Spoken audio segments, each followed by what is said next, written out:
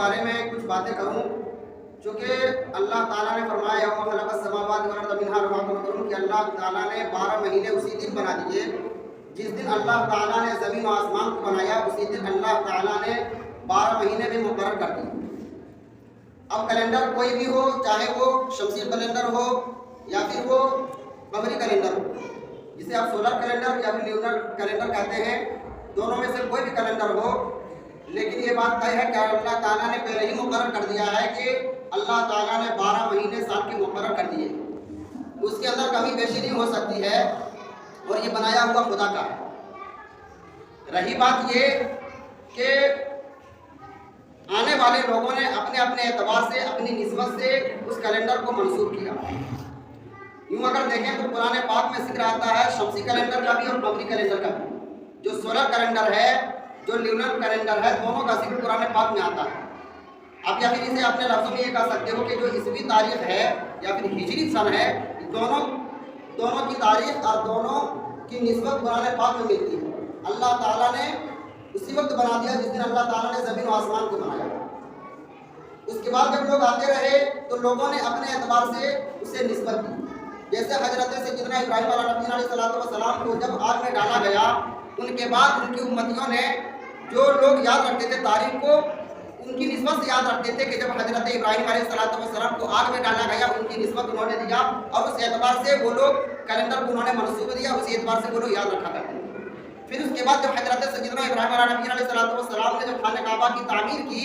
حضرت اسماعیل علیہ السلام کی امتیوں نے اس نسبت سے، جس دن سے خانہ کعبہ کی تعمیر ہوئی، اس نسبت سے انہوں نے کیلنڈر کو نسبت دی اور اس سے وہ لوگ یاد رکھنے لگے۔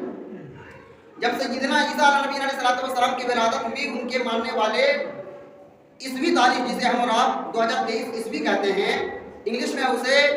AD کہا جاتا ہے، 2023 AD کہا جاتا ہے۔ تو جب عیسیٰ علیہ السلام کی ولادت ہوئی، اس کے بعد ان کے ماننے والوں نے اس تاریخ کو، اس کیلنڈر کو حضرت عیسیٰ علیہ السلام کی تاریخ کی ولادت سے جوڑ دیا اور اس تاریخ سے انہوں نے منسوخ کر دیا۔ اور ہر شخص جو بھی اگر اردو میں کہے تو وہ یہی کہتا ہے کہ 2023 عیسوی 2022 عیسوی کہتا ہے، جو اس بات کی جانب اشارہ جاتا ہے کہ اس کی نسبت حضرت سیدنا عیسیٰ علیہ السلام سے ہے۔ اسی طریقے سے اسلامی کیلنڈر کو ہجری سن سے جوڑا گیا، حضور کی ہجرت سے جوڑا گیا، اور اسے ہم ہجری سال کہتے ہیں۔ آج بھی کہا جاتا ہے 1444 ہجری، جس سے یہ بات صاف نظر آتی ہے، سمجھ میں آتی ہے کہ آج سے 1444 سال قبل آقا کریم صلی اللہ علیہ وسلم نے مکہ شریف سے مدینہ شریف ہجرت کیا تھا۔ جب ہجری بولا جاتا ہے یہ بات ذہن میں آ جاتی ہے۔ مجھے جو بتانا ہے وہ یہ بتانا ہے کہ لوگوں نے، جتنے لوگوں نے یا جن قوموں نے کیلنڈر کو منسوخ کیا، پہلے بادشاہ ہوتے تھے تو وہ اپنے اعتبار سے، اپنے نام سے منسوخ کیا کرتے تھے تاکہ میرا نام آباد رہے اور میرے نام کو لوگ جانیں۔ لوگوں نے اپنے نام سے جوڑا، لیکن بزرگوں میں بتاؤں آقا کریم صلی اللہ علیہ وسلم کے بتائے ہوئے غلام حضرت عمر فاروق رضی اللہ تعالیٰ عنہ اور اہل اسلام نے اس تاریخ کو، جو اسلامی تاریخ ہم کہتے ہیں، ہجری تاریخ کہتے ہیں، اس تاریخ کو صرف حضور کے نام سے نہیں جوڑا بلکہ ایسی چیز سے جوڑا کہ پوری دنیا اسے یاد رکھے۔ جب اس ہجری سن کی بات ہوئی، معاملہ یہ ہوا کہ حضرت عمر فاروق رضی اللہ تعالیٰ عنہ کے زمانے میں ایک مقدمہ آیا، اور مقدمہ یہ آیا کہ ایک شخص نے دوسرے کو پیسہ دیا تھا اور دوسرا انکار کر رہا تھا کہ میں نے پیسہ نہیں دیا۔ حضرت عمر فاروق رضی اللہ تعالیٰ عنہ کی عدالت میں جب یہ بات آئی، بات فیصلے پر آئی، گواہ نہیں تھے، اب بات اس پر آئی کہ کیا کوئی شرط، کوئی تحریر ہے جس پہ آپ نے لکھ رکھا ہے کہ پیسے آپ نے دیے تھے؟ تو وہ شخص اس تحریر کو لے آتا جو تحریر ان کے درمیان لکھی گئی تھی کہ ہاں ہم نے فلانے کو اتنے روپئے دیے تھے، وہ تحریر لے آتے۔ جب اس تحریر کو پڑھا جاتا تو کیا دیکھا جاتا ہے کہ پیسے دینے کی بات تو کی گئی ہے، لیکن اس تحریر میں تاریخ نہیں دی گئی ہے۔ حضرت عمر فاروق رضی اللہ تعالیٰ عنہ پوچھتے ہیں کہ بتاؤ کہ تم نے کب پیسے دیے تھے؟ وہ شخص بتانے سے قاصر رہ جاتا، نہیں بتا پاتا ہے۔ حضرت عمر فاروق رضی اللہ تعالیٰ عنہ کے ذہن میں اسی وقت یہ بات آتی ہے، کیوں نہ ایک ایسا کیلنڈر، ایک ایسی تاریخ کو منسوخ کیا جائے جس تاریخ کو، چونکہ اس وقت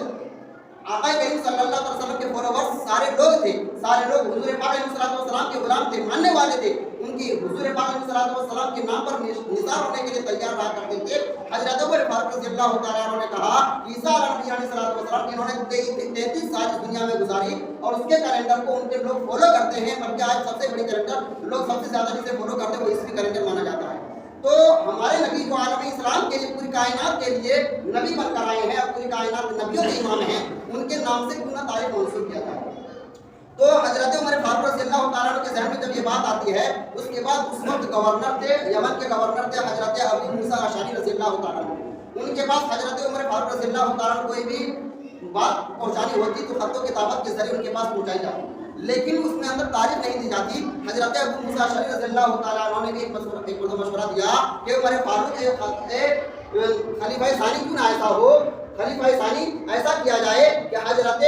آقا کریم صلی اللہ تعالیٰ علیہ وسلم کی نسبت سے کیلنڈر کو منسوخ کیا جائے اور تاریخ دی جائے۔ حضرت عمر فاروق رضی اللہ تعالیٰ عنہ کے ذہن میں پہلی بات تھی، المختصر معاملہ یہ ہوتا ہے کہ مجلس شورا ہوتا ہے۔ مجلس شورا کہتے ہیں کہ عام مشورہ کے لیے لوگوں کی بیٹھک ہوتی ہے، اور یہ مشورہ کرنا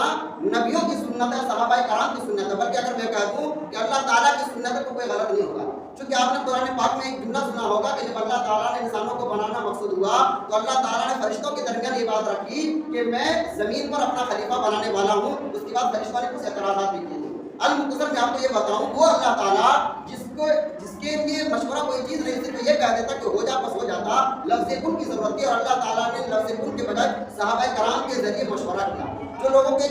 ذہن میں ایک بات ایک میسج دیا، پیغام دیا کہ مشورہ کرنے سے لوگوں کے بگڑی ہوئی باتیں بن جاتی ہیں، سلجھے ہوئے مسائل حل ہو جاتے ہیں۔ المختصر حضرت عمر فاروق رضی اللہ تعالیٰ عنہ کے دور میں وہ مشورہ ہوتا ہے، اور مشورے میں الگ الگ طریقے سے لوگ اپنی اپنی باتوں کو رکھتے ہیں۔ کوئی یہ کہتا ہے کہ حضور کی آمد سے اس تاریخ کو منسوخ کیا جائے، کوئی یہ کہتا ہے اعلان نبوت سے اس تاریخ کو منسوخ کیا جائے، کوئی یہ کہتا ہے کہ حضور جس دن غار حرا میں گئے اور آپ پر وحی آنی شروع ہوئی وہاں سے یہ تاریخ جوڑا جائے، کوئی یہ کہتا ہے کہ حضور نے جس دن غار ثور میں آپ نے پناہ لی اس دن سے تاریخ جوڑا جائے۔ حضرت عمر فاروق رضی اللہ تعالیٰ عنہ کا الگ انداز تھا، اور یہ وہ عمر فاروق ہیں جن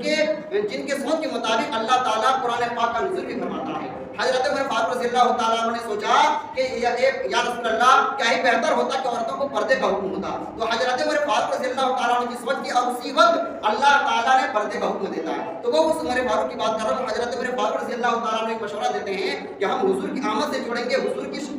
کی شخصیت کی پہچان ہوگی، اور لوگ جانیں گے کہ حضور کی آمد سے جڑا ہوا ہے۔ اگر حضور کے اعلان نبوت سے جوڑیں تو ان کے اعلان نبوت کا ذکر ہوگا، ہم کیوں نہ ایک ایسی چیز سے جوڑیں جس سے عالم اسلام کو فائدہ ہوگا بلکہ انسانیت کو فائدہ ہوگا۔ جب ہجرت ہوئی تو صرف اسلامی کا فائدہ نہیں ہوا، اسلام کا تو فائدہ ہوا ہی کہ مکہ سے جب مدینہ گئے صرف 125 لوگ اسلام میں داخل تھے، لیکن جب ہجرت کر کے آئے، ہجرت کرنے کے بعد اہل اسلام کو بہت زیادہ فائدہ ہوا، اور اسلام کی اشاعت بھی اسلام بڑی تیزی کے ساتھ پھیلنا شروع ہوا، تو اسلام کا فائدہ ہوا، اس کے ساتھ انسانیت کا فائدہ ہوا۔ وہ یہ فائدہ ہوا کہ وہی لوگ تھے جو آپس میں ایک دوسرے کو ہمیشہ مارنے کے لیے تیار رہا کرتے تھے، ایک دوسرے کو ہمیشہ کاٹنے کے لیے تیار رہا کرتے تھے، ایک بات پر 40 سال تک لڑائیاں چلتی تھی، اب ان لوگوں کے درمیان حضور پاک علیہ السلام نے بھائی کا ایک رشتہ دیا، وہ آپس میں ایک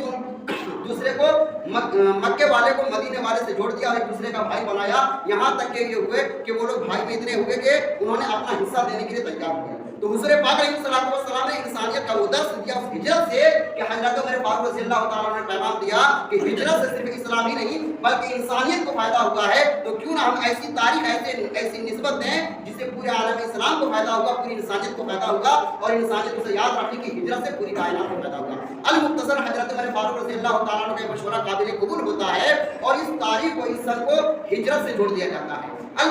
دوسروں کو باتیں پہنچ جائیں، لیکن میں یہ بات کہوں کہ ایک چاند کی تاریخ ہوتی ہے، ایک چاند کا کیلنڈر ہوتا ہے، ایک سورج کا کیلنڈر ہوتا ہے۔ سورج کے کیلنڈر کو ہم سولر کیلنڈر کہہ لیں یا شمسی کیلنڈر کہہ لیں، اور چاند کے کیلنڈر کو ہم قمری کیلنڈر کہہ لیں یا لیونر کیلنڈر کہہ لیں، دونوں ایک ہی بات ہے، اور دونوں بنائے ہوئے خدا کے ہیں۔ نسبت آنے والے لوگوں نے چاہے جن کی بھی نسبت دیتی ہو، لیکن بنائی ہوئی خدا کی ہے۔ ایک بات یہاں میں یہ بتا دوں کہ جب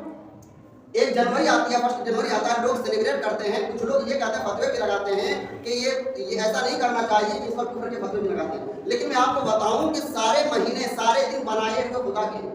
قرآن پاک میں اس کا ذکر ہے کہ ساری چیز بنائے خدا کی ہیں، تو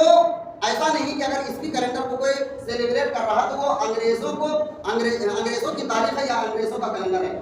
تاریخ اور کیلنڈر اللہ تعالیٰ کی بنائی ہوئی ہے، یہ دن اللہ تعالیٰ کے بنائے ہوئے ہیں، مہینے اللہ تعالیٰ کے بنائے ہوئے ہیں، سال اللہ تعالیٰ کے بنائے ہوئے ہیں۔ یہ الگ بات ہے کہ غیروں کا طریقہ اس کے اندر شامل ہو گیا ہے، جس کی وجہ سے ہم منع کرتے ہیں کہ اللہ کے رسول صلی اللہ علیہ وسلم کی حدیث پاک ہے، من تشبہ بقوم فہو منہم، کہ جو جس قوم کی نسبت اختیار کرے گا، جس سے مشابہت اختیار کرے گا، کل میدان محشر میں اللہ تعالیٰ اسی کے ساتھ اٹھائے گا۔ تو ہمارا کہنے کا مطلب یہ ہے بزرگوں کہ چاہے وہ عیسوی کیلنڈر ہو جسے آپ انگلش میں AD لکھتے ہو، یا پھر اسے اردو میں عیسوی کہتے ہو، یا پھر آپ इस्लामी कैलेंडर और हिजरी कैलेंडर हो, जिसे कमरी कैलेंडर या ल्यूनर कैलेंडर कहते हैं, दोनों अल्लाह ताला के बनाए हुए हैं और इससे किसी को कोई इख्तिलाफ नहीं होनी चाहिए। मैं ये भी बता दूं कि इस्लाम का जो ताल्लुक है दोनों कैलेंडरों से है। आप देखते होंगे कि रमज़ान जो आता है वो इस्लामी कैलेंडर के एतबार से आता है। कभी हमने ये नहीं कहा कि दिसंबर ही में आएगा या फरवरी ही में आएगा, ये नहीं कहा, लेकिन हम जब ये कहते हैं कि शाबान के बाद हर हाल में रमज़ान आएगा, तो रमज़ान का जो ताल्लुक है वो इस्लामी कैलेंडर से है, हिजरी कैलेंडर से है। शव्वाल जो हम ईद की नमाज पढ़ते हैं उसका ताल्लुक भी हिजरी कैलेंडर से है। जो कुर्बानी करते हैं, ईद उल अज़हा की नमाज पढ़ते हैं, उसका ताल्लुक इस्लामिक कैलेंडर से है। और जो हम पांचों नमाजें पढ़ते हैं इसका ताल्लुक सोलर कैलेंडर से है और सूरज के कैलेंडर से है। तो दोनों निस्बतें हमें हैं और दोनों खुदा की बनाई हुई हैं, इससे किसी को इख्तिलाफ नहीं होनी चाहिए।